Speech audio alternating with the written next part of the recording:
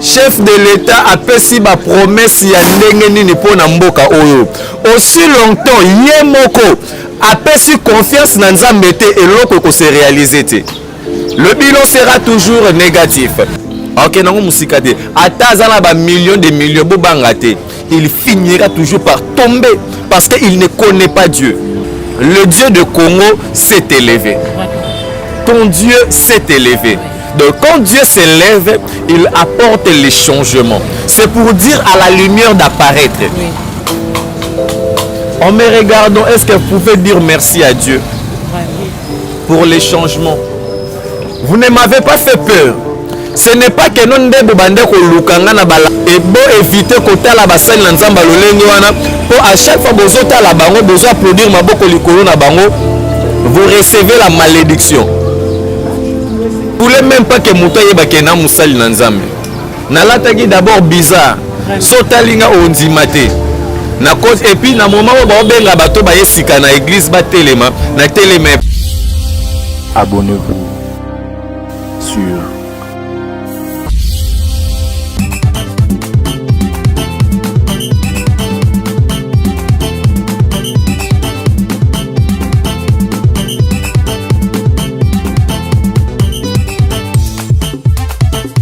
Excellente fidèle internaute, merci pour votre confiance et pour votre fidélité. Continuez toujours de vous abonner sur cette chaîne Petrocha TV avec votre humble sympa Lorraine Kimbimbi, autre mardi cap de la presse esprit positif.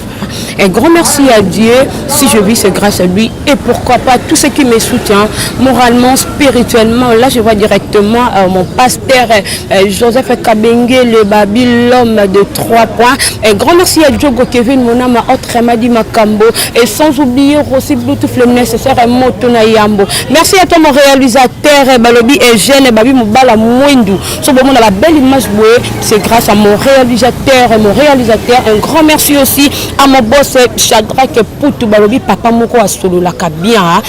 Sans oublier encore Mama Diva, la métisse noire. Continuez toujours de vous abonner sur cette chaîne Petrocha TV avec votre émission Place des Stars. Voilà, une émission Nabiso Place des Stars et Toyambe Libino Balobi Moko ya Makambo. Donc bon on est de la presse bonga mais c'est que Babi Maramboza ma bé makasi. Je suis avec l'évangéliste René Abiri. Donc on a dit que et ça lui plaisir déjà depuis Angola Angola vraiment batali bakamwe babi yango René Abiri il soit comme évangéliste ndenge nini. Sans plus tarder Montréal, si vous êtes de cœur avec moi au Kofon là déjà pour dire bonjour à mon invité. Bonjour ma soeur. Bonjour. Très bien, bonjour aussi Nabatutu Bota la biso monde entier. Nzambe apambola. Voilà, plaisir vraiment à Koyambayo na chaîne Nabiso Petrocha TV vraiment la belle émission Nabiso Lisusu Toyambio lelo na habité mingi comme ça bato belé donc ba le beza lokola ndoto eza lokola réalité mais ngana monongo eza vraiment réalité parce que tozana évangéliste René Abiri o azalaki ex non le batabon ex confrère na ngai mais lelo a commis l'homme de Dieu babi respect na batu tout ya Nzambe vraiment wana le moni Lisusu papa na Joseph Balobi Joseph mon papa que j'aime beaucoup au plaisir vraiment yamba na émission na biso ba fête de Kilonde. Oui, ba fête et l'équipe très bien, je peux vous aider. Ouais, merci beaucoup papa. Ba fête et l'équipe très bien. Nous sommes en vie. Oui. La paix est allée sur tout le territoire national ainsi qu'aussi international et vraiment et l'équipe bien. Bilan René Abiri 2021 et ça là qui négatif ou positif. Bon 2021 et Bandelia année et allé là il déjà difficile. Vraiment. Mais la Bible nous dit il vaut mieux la fin d'une chose que son commencement. Ouais. Je ne savais pas Nabanda qui année serviteur de Dieu. Vraiment. Nabanda qui année non mais la massanga Nabanda qui année non coucher na bachel na banda ki ane non mais la cigarette na banda ki ane non mais la diamba na banda ki ane na ba makambu ebele ba problème ba nini tout là mais Dieu m'a surpris na fin de l'année. Donc pour moi si je peux dire que j'ai la victoire. Avoir Jésus-Christ dans ma vie, c'est une très grande victoire. Et je dirais 2021 où il y a la négative pour Nanga et l'Éternel Dieu a sauvé mon histoire. Aujourd'hui, je dis Abba Père, Alléluia et Hosanna. Vraiment, merci beaucoup René Abiro Banda qui nous a bien début qui vraiment bien pour nous. Moi bar, moi ambiance, moi nini mais subitement Boenza va surprendre yo lelo. Donc ceux qui aujourd'hui je suis dans le prison de Christ. Vraiment, vraiment. Ceux qui lelo batumusu sur Banda ko fêter le 25 le 30 na on a bar na nini mais René Abiri a fêté yango na Christ quoi. René Abiri, tu es bio, Moutou, Moutou Média, grand youtubeur de Babi Moutou, a baisé à ma casse d'internet. Mais le lot, René Abiri a commis serviteur de l'Éternel. Donc, est-ce que René Abiri vraiment appelé? Vous avez vraiment appelé parce que comme ça va te belé. Bon, on a quitté pour te belé le internet, c'est comme un belé. Oui, pour te belé que comme un belé, na kota na moni koto mo elo rekiti, on na kota na wana bandenge mo wo ma mbo pesa manango. Ya ne lo mo otolo ba soki naza vraiment. Oh. Ah vraiment nzamba ku mama. Si je suis dans le bonne voie et que je suis serviteur de Dieu. Kombo Nzambe kumisama. Et je ne sers pas Dieu pour ma gloire, mais pour gloire ezala ya Nzambe. Kombo na eku mama. Po misala ya Nzambe emonana na misu ya batu. Et que sika au ténèbres ezala qui lumière et apparaître. Je ne suis pas un serviteur de Dieu pour na ba aventure et non pour na vie nanga, mais pour Dieu. Je suis prisonnier de Christ. Comme Paul l'a été et aujourd'hui René Abiri prisonnier de Christ. Alors, kolobana batuke non nazali ko confirmer na batuke réellement nazali musali na Nzambe. Non. Nako confirmer bino boité mais vous le verrez vous-même dans vos yeux. Dans mes œuvres parlent à ma place. Je ne dis pas que mes œuvres parlent à ma place, ce ne sont pas aussi mes œuvres. Oui, les œuvres de Dieu. Okay. Je suis qu'un simple instrument. Oui. Je suis l'esclave du Christ. Oui. C'est-à-dire quoi? Je ne peux pas aussi parler de moi-même que non, je confirme que je suis serviteur de Dieu. Non. La Bible nous dit chaque arbre porte le fruit. Vous comprenez?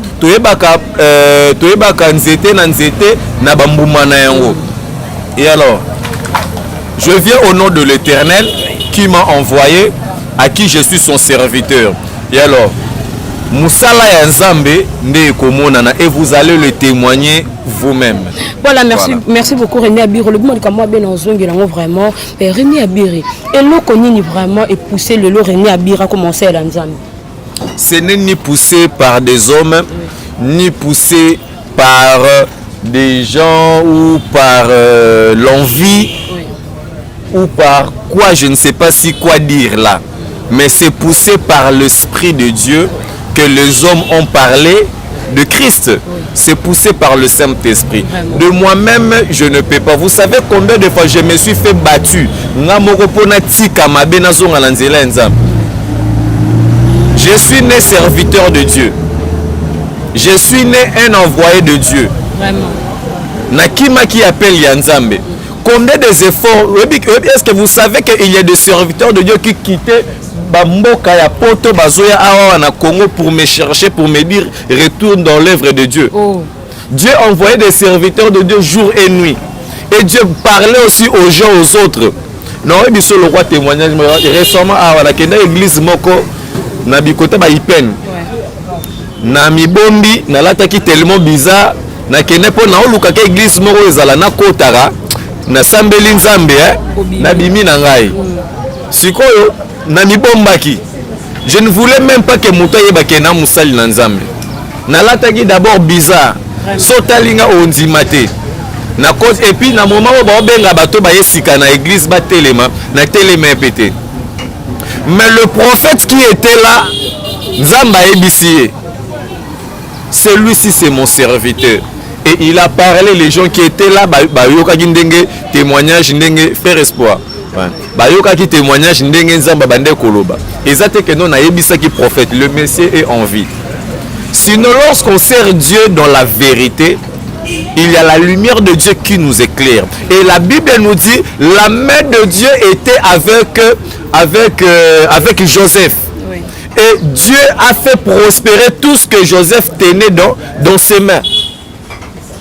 C'est-à-dire, ce n'est ni poussé par des hommes, ni poussé par la pauvreté, ni poussé par le chômage, mais c'est poussé par le Saint-Esprit. Donc je suis serviteur de Dieu. Ce n'est pas que circonstances ou l'ocomobe, non. René Abiri dans le péché, il faut retenir, René Abiri n'était pas pauvre. Hein? Oui. Oui, René Abiri dans le péché. C'est le roman, il y a bien, hein, c'est le roman a bien fait na soulevé. René Abiri était bien na Bali, Kiswaye, Karine Mokonzi, Batebele. René Abiri a qui bien, mais d'autre part tout à la babi ko ça la Nzambe ya malembe hein. Comme si et le mutumo senga kaila ko pango te papa na ngai pardon ngate ya Nzambe ya malembe te. Lorsque vous craignez Dieu, Élie n'a pas fait 2 jours pour belle la moto et quitter et tomber chef de 50. Babi René Abiri ma baisse 2022 makambo hein. Non, c'est que René Abiri lorsque Dieu s'élève pour son peuple, il y a des signes et il y a des miracles. Vraiment. Et ça Nzambe, ce n'est pas moi René Abiri, mais c'est Dieu. Et je veux aussi dire à tous les Congolais de partout, Batutu Bazota la biso monde entier. Vraiment. Le Dieu de Congo s'est élevé. Vraiment. Ton Dieu s'est élevé. Oui. Donc quand Dieu s'élève, il apporte les changements. C'est pour dire à la lumière d'apparaître. Oui. C'est ça. Oui, merci beaucoup René Abiri.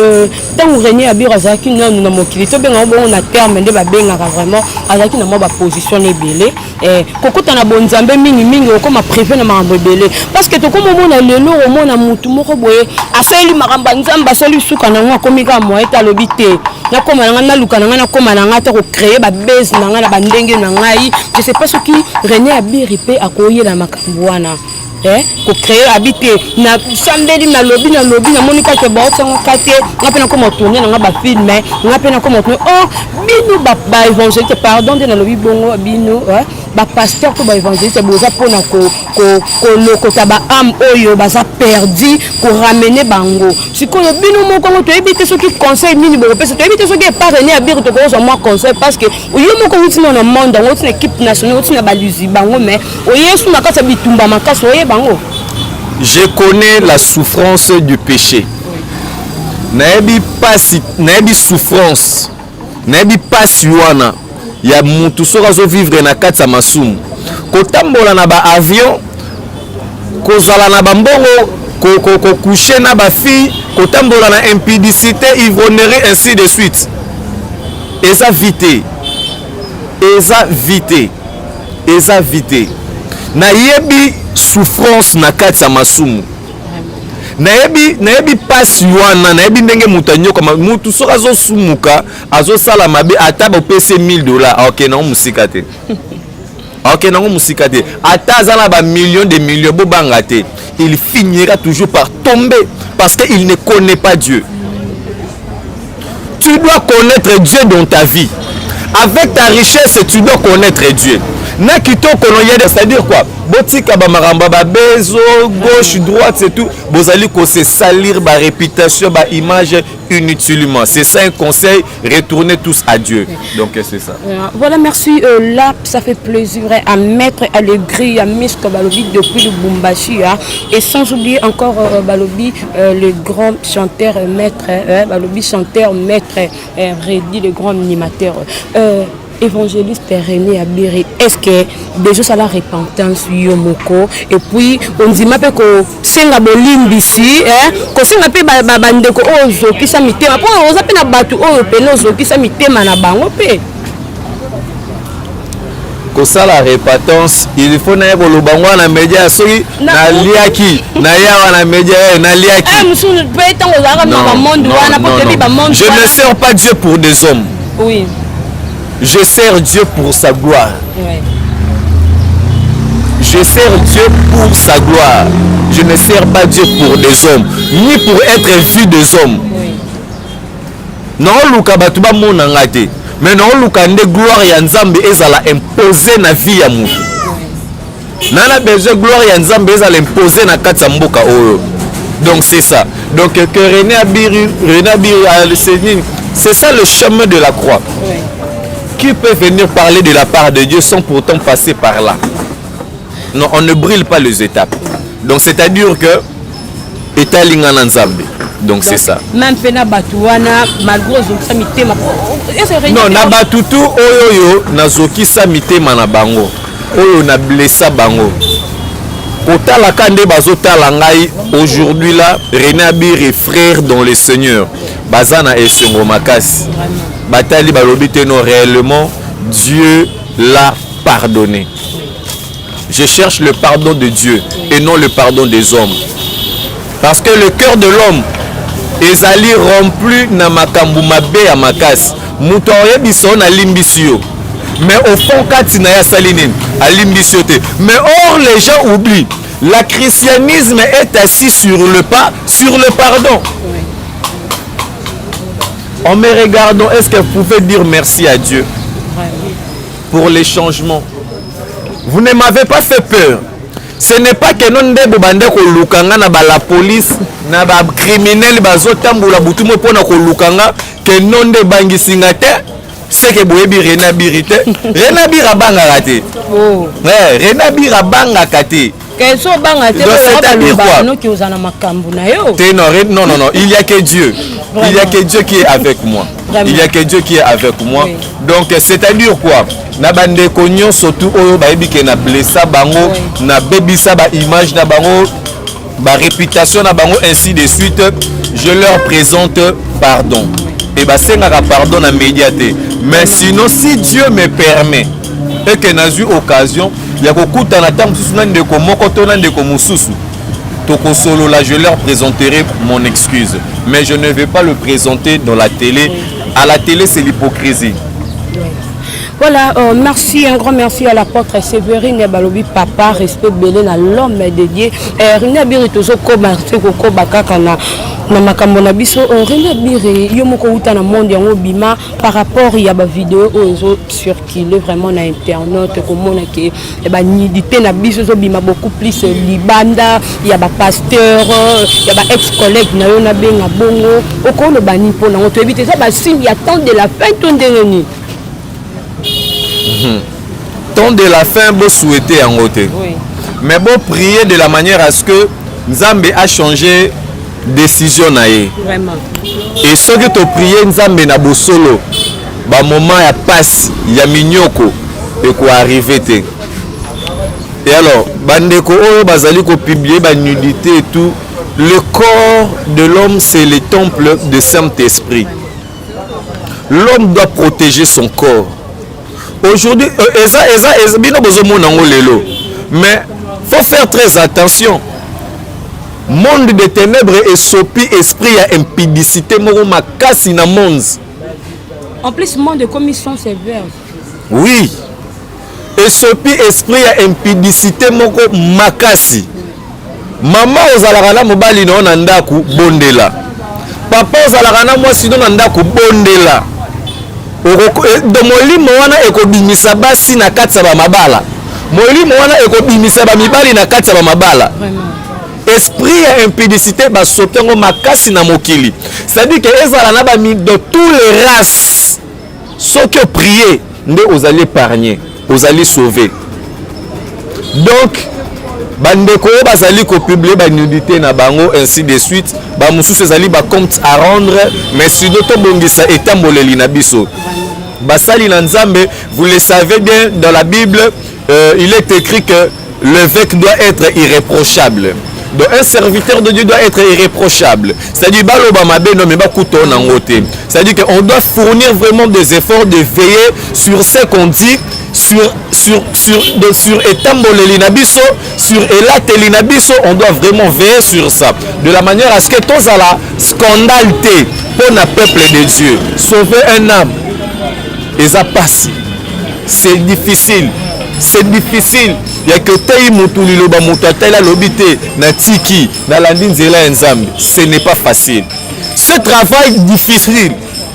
Comme c'est un autre pour YouTube avec le comportement que je suis en train de voir, il y a des serviteurs de Dieu, il y a des sujets de femmes divorcées, ainsi de suite. C'est triste. La présence d'un homme de Dieu dans les affaires, c'est pour apporter la bonne nouvelle, c'est pour apporter la paix, c'est pour apporter la solution. C'est la présence des hommes de Dieu à l'internet. Ezali pona ko apporter ba débat, ba fitilité, ba makambo moko ya ezanga tina, il faut okima. Et bon éviter kota la basali na nzamba lolenge wana, pour à chaque fois bozota la bango, besoin produire maboko likolo na bango, vous recevez la malédiction. Donc ce que moni mosali na nzamba azali ko se méconduire à la télé. Azali ko se mettre na ba sujet ba de n'importe quoi. Ole azwa tant ko lobelela marambu na nzambe, ya azali ko se mettre pona ko lobelela marambu oyo ezanga tina, ya ekendaki, ya kezongaki. Non. Mosali na nzambe azalaka lipamboli. Faut ko yeba ke akoma kapeli susu malédiction. Vraiment. Mosali na nzambe lo sobo remarquer mosali na nzamba lolenge wana. Bolongola ye. Soko moni chaîne wana balekisaka tout moment. Désabonne-toi. Pour la sauver, pour la protéger. Au comment na famille na ozala maudité. Oza na quartier ozala pe maudité. Mais oyo kozwa malédiction na internet. Oh. Pourquoi? Obetaki maboko ya ozo sepela pasteur wana lekaki, prophète wana lekaki, alobi ba n'importe quoi, il fait ceci, il dit des bêtises ainsi de suite. Yozo se kozo sepela. Mais faut savoir, lorsqu'on passe à la télé, il y a deux puissances qui se transmettent à la télé. Oui. Il y a la malédiction et il y a la bénédiction. Faites attention dans ma vidéo, vous allez lire. Faites attention dans ma nidité, vous allez internet. Non, mon Dieu. Je prie à mon Dieu de t'épargner sur ça. Au nom de Jésus. Voilà, merci beaucoup, Babi. Toyo Kapeno, moi, la bonne parole, moi, 1 minute, kaka. Pour nous abonner à biso et puis bateau bota la biso déjà banda depuis France one et vous allez vraiment bien to yambi l'homme de Dieu, l'évangéliste René Abiri, donc il ressent la biso vraiment plaisir et à trop. Ok, merci beaucoup pour notre temps au tikelinga.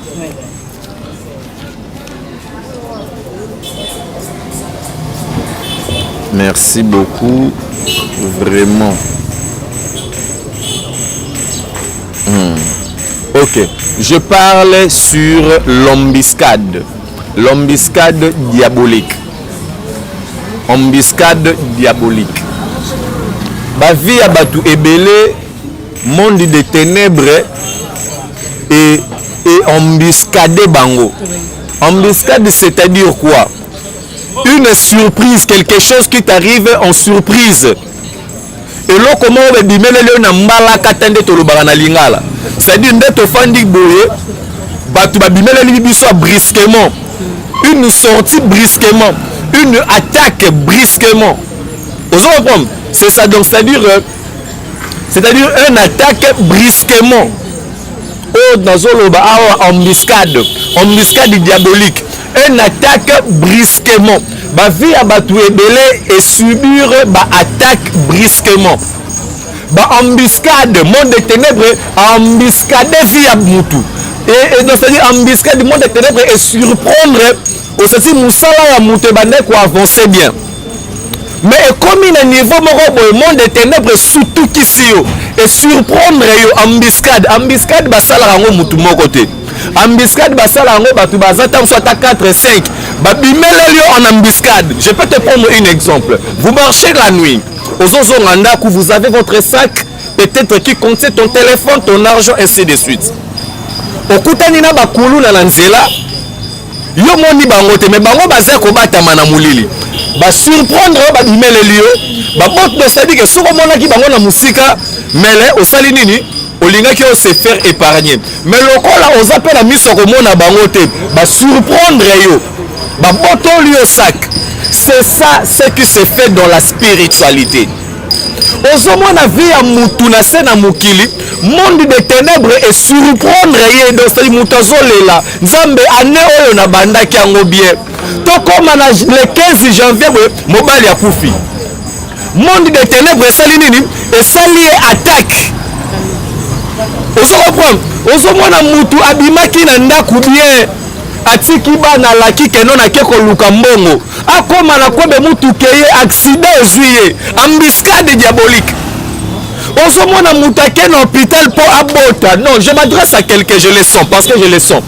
Et ça, moi, si moi peut-être que kobota monde des ténèbres bakani ba surprendre yo na moment so bota okufa. Oh mon Dieu, non, je suis en train de prier pour toi au nom de Jésus. Yo traverser moment oyo. Que la grâce de Dieu te touche là où tu es. Que la main de Dieu te touche là où tu es. Au nom de Jésus-Christ de Nazareth. C'est-à-dire embuscade diabolique. Nous sommes na maman bana bakenda qui classe. Kozonga ya bana bazo apprendre que bana basali accident. Le monde des ténèbres et surprendre bango sali bana attaque.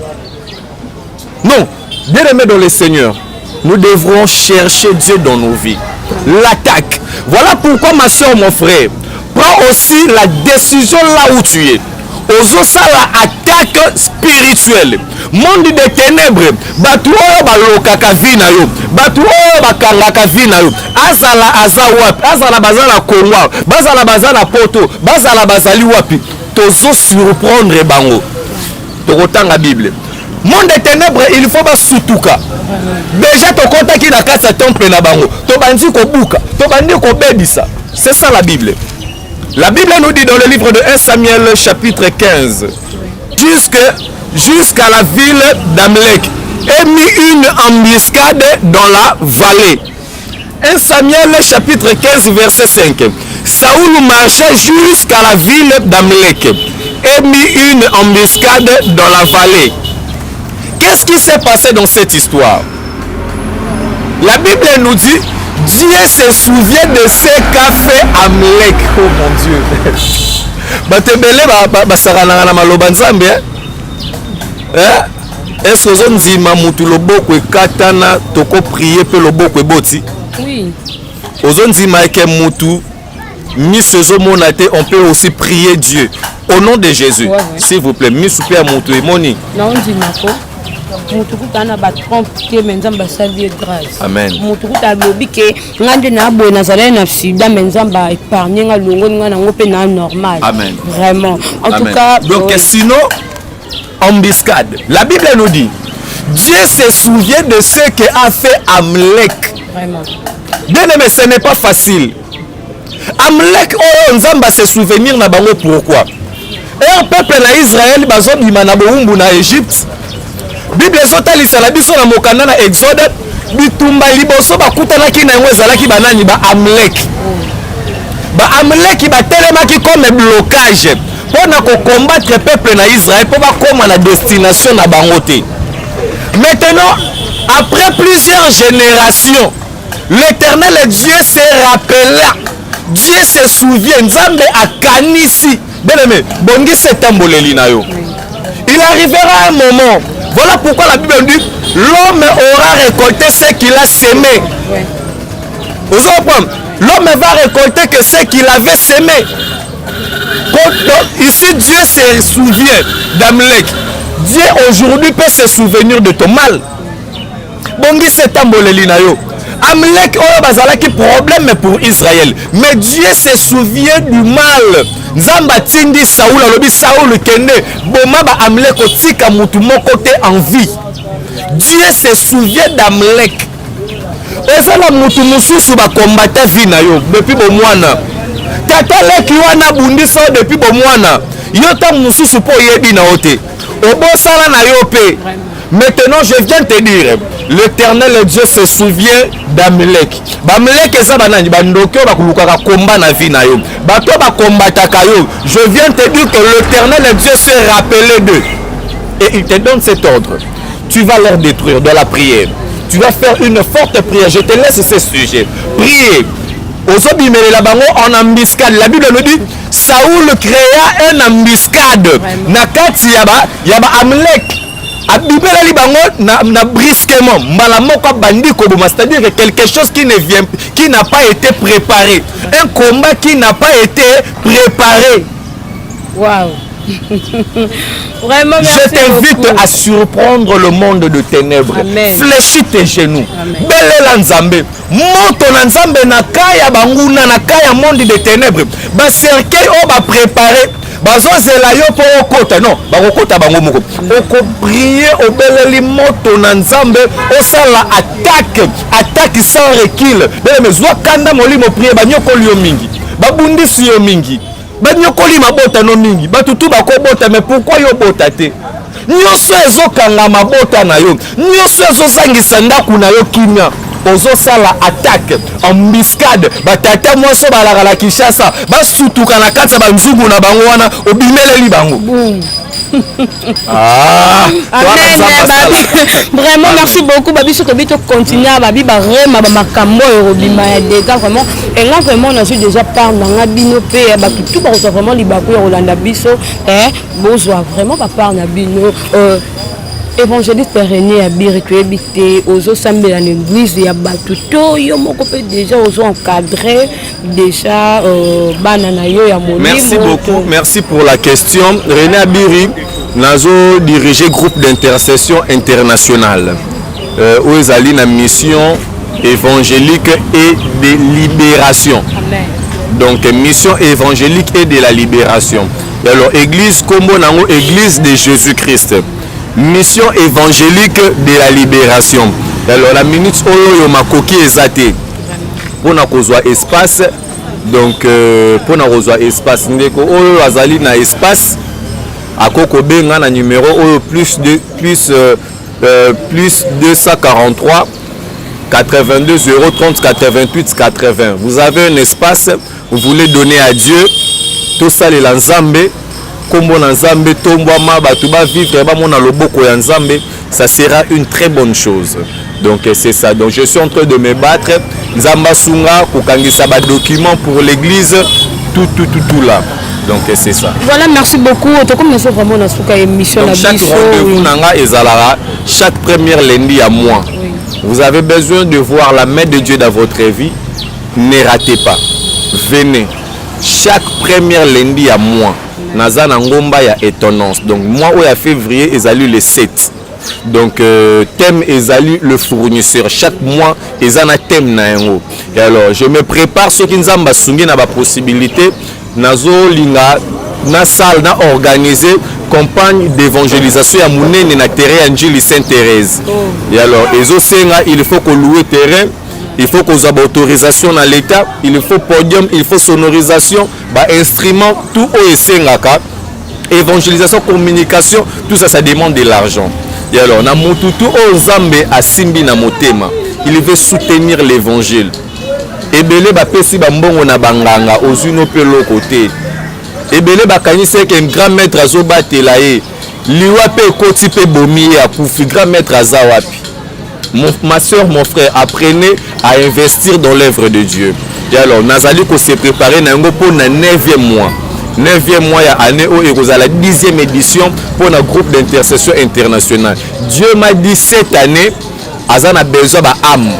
Bas à la sauver. Et alors to soutenir mosala na nzambe sango malamu eteyama ndoki oya lokaka yo wana c'est parce que yebi nzambe te. Il faut muto azala ate eliloba atika misala mabe et ta vie aussi sera libérée. Au nom de Jésus-Christ, amen. Merci beaucoup vraiment. Comme nous sommes vraiment dans Souka, dans le but Souka Makambonde de Garanyo. Notre question, mon quand on l'a dit, bah te belé, bah PC, bah prophétie à 2022, bah décortiquer 22 wana 2022, bah décortiquer on a bandengé na bango moko donc tant que l'homme de Dieu au Congo. Le Congo, ce n'est pas un état de malheur, mais c'est un état que Dieu a béni. Le Congo, ce n'est pas un état de malheur. Et le Congo ne doit pas toujours être la souffrance, il y a ma prophétie, oui, cette année, Dieu m'a montré aussi beaucoup de choses pour le Congo. Mais là, on a envoyé un peuple congolais. Confiance n'est pas dans Nzambe. Tu prier, tu me ça na prier. Même ici, chef de l'État a fait si ma promesse ya ndenge nini pona mboka oyo. Aussi longtemps, yemoko a fait confiance dans Nzambe te et l'autre ko se réaliser te. Le bilan sera toujours négatif. Sera toujours négatif. Bozo mona bien mboka ezo kufa. Mais bozo tika mboka e kufa. Cherchez Dieu pour sauver le Congo. Le Congo ne sera pas sauvé là, français, français, hommes politiques, depuis le temps, mécanisme pour sortir le Congo dans les crises. Quelle mécanique vous avez pour sortir le Congo dans les crises? Le Congo sera sorti dans les crises lorsque les Congolais vont donner leur confiance à qui? À Dieu. Amen. Vous voulez stabiliser, faire asseoir votre intelligence sur les institutions du pays en négligeant Dieu. Vous oubliez ainsi qu'Anzamba Outina Mboko pour arriver jusqu'aujourd'hui et vous avez abandonné Dieu. Vous avez négligé Dieu pour faire asseoir les hommes occultes. Est-ce que l'église de réveil, est-ce que l'église de réveil, est-ce que ça a un terrain? Il y a un espace, mais tout le monde a une église qui bangistre. Basali na terrain, basali na espace où l'été pesa bango pour na kota église qui installé banini na bango. Mais le Christ n'a pas d'espace. Bosi ba espace mo pesi na basango. Bosi ba espace mo pesi na ba loge. Basala ba tonga ba temple na bango ainsi de suite. Le président qui va donner l'espace pour totonner la Nzambe temple parce que le Congo n'a totonné les Nzambe temple. Voilà pourquoi c'est une occasion. C'est une occasion. C'est quoi temple parce que non, s'il vous plaît. Nazali, non, temple, non, le corps, oui, le corps c'est le temple. Le corps, notre corps c'est le temple. Mais l'endroit où nous allons commencer à venir adorer notre Dieu. Le Congolais toza na espace wana te. So tali bandeko na biso ba musulman. Bazala banini na bango, bana banini na bango tali bandeko na biso ba kimbangistre bazala banini. Mais le pasteur congolais, bofandi kaka toujours pour recueillir des offrandes. Mais nzamba zana mabele te. Christ n'a pas de l'espace. Vraiment. Christ n'a pas de l'espace. Vous êtes toujours là, vous avez un numéro bancaire, dans émission, dans la TV, soutenez un numéro bancaire. On est bon. Non. Maman, vraiment. Je suis là. Moussala Oyo na Rokende na Ngoti na Souka. Amen. Nous allons évangéliser, nous allons parler de la part de Dieu. Oui. Ndenge ba kimbangistre bazwa ba espace ndenge ba musulman bazwa ba espace ndenge moko pe Jésus il faut azwa ba espace. Amen. Jésus na moko il faut azwa ba espace na tous les 26 provinces il faut ba espace ya Nzambe ezala. Merci beaucoup. Nazolo bango bien le gouvernement provincial, le gouvernement central, ba institution nyonso ya mboka bopesa Nzambe espace na ye. Oui. Bopesa Nzambe espace na ye. Donc c'est ça. Merci beaucoup René Abir, vraiment plaisir, il y a trop comme nous sommes vraiment dans Souka. Moi ba salutation na yo na batu. Oui, na pesi ka mbote na bana na Nzambe to balandi biso partout dans le monde. Nzambe apambola bango, ba partager vidéo massivement. Nzamba ozanga te ko pambola bango. Merci. Merci beaucoup vraiment, merci à l'homme de Dieu. Ba binga déjà dans une mois bénédiction on a déjà parce que côté à l'homme de Dieu. Merci bien mon boss Kolanda. Comment est-ce que évangéliste na biso René Abir ndenge vraiment à l'obélu ya koloba pe akobakisa et ça vraiment un grand merci un grand merci à mon tour un grand merci à mon coach balobi wana de best 3 fois mobali cette fois noko wana vraiment l'homme ya ba kombo ebele et pourquoi pas Djogo Kevin mon ama autre m'a dit makambo babiso batangi yote c'est que vraiment merci à l'apôtre Séverine. Moi Nathalie Mopandi ya Turquie na moni mama Beki Yembo balobi mama ya bana mama Beki Yembo et sans oublier encore boss Silva maestro babi boss Silva